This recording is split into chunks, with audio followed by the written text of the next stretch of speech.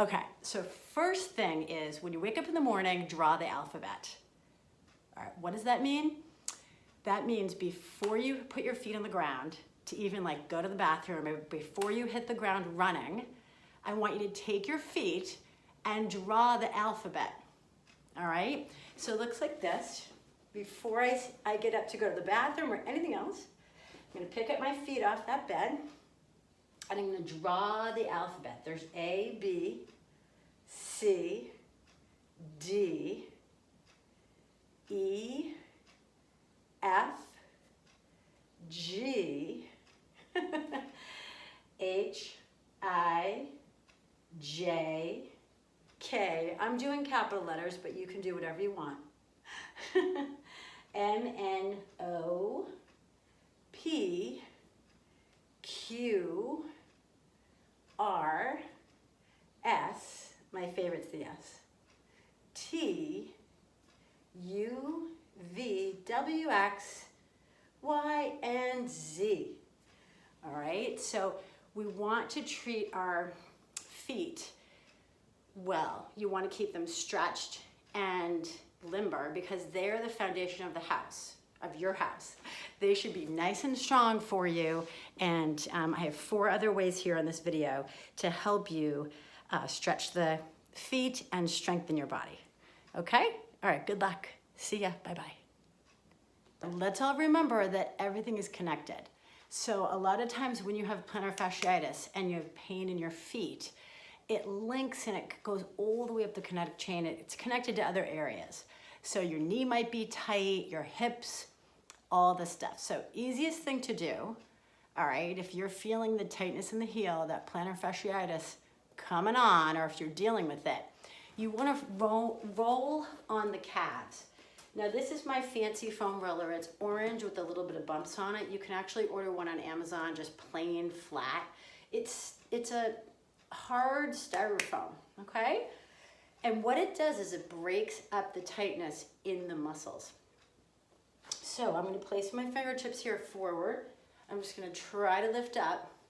My bum is like hovering over the mat, okay? And you roll back and forth on the calves. Now, this is challenging. It's tight, right? Like everyone's calves are tight, believe me. So I usually like count to 10, then take a break. If I find like a little area that's like super duper tight, then you want to just roll back and forth a little bit right on that area, okay? But a lot of times plantar fasciitis starts in the calves, so that will really, really help you, all right?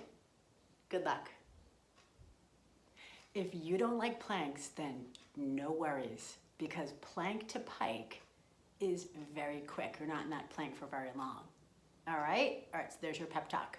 So nice wide starfish hands, and you're gonna come up to that, tuck the toes under, you're gonna come up to that nice strong plank, inhale there, and then exhale, try to get the heels on the mat.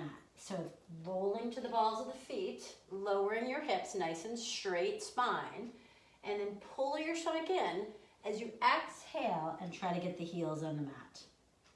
It's plank, breathe in through the nose, look a little bit ahead of the mat, exhale pike. Okay, so the reformer is an excellent way to stretch out your feet. This is called the foot bar. When I lie down on the reformer, I'm going to be doing footwork, and when I change my foot position, it instantly works different muscles in the legs. All right, it really stretches out your feet and strengthens them.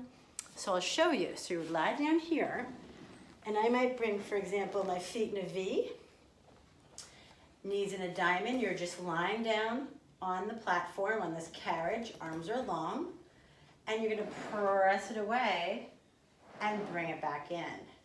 When I change my foot position, I actually work different muscles in the legs. All right, pretty simple. Arches of the feet, you're breaking up the tightness, the fascia underneath the feet. One of the best things for plantar fasciitis and to stretch out the calves is something that we call high half toe. So you press your toes against the bar and you lift your heels up like you're wearing a pair of stilettos, I always say, or high heels. Knees are together like a little magnet. When you press the carriage away, you're gonna bend the knees and keep your heels up.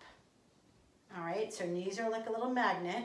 Inhaling out, exhale, sort of hugging your belly and resisting the carriage from coming back in too quickly. So it's breathe in, and then breathe out slowly. Then when you send it out, there's something called lower and lift. So you send it out, you lower your heels under the bar, lift back up to the tippity toes with the high heels, and then bend the knees and return. That's called lower and lift.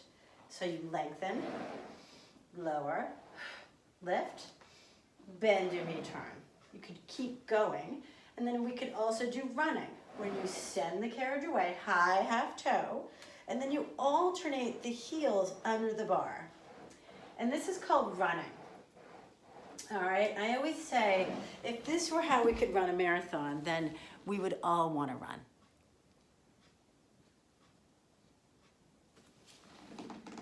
Keep going with the down dog to walking the dog. All right? So again, nice wide starfish hands. If this is too much for your wrists, then you can also come up on the elbows. Okay, it's actually more core. But if you feel uncomfortable here with the starfish hands, you're in that down dog, and you're just gonna alternate bending the knees.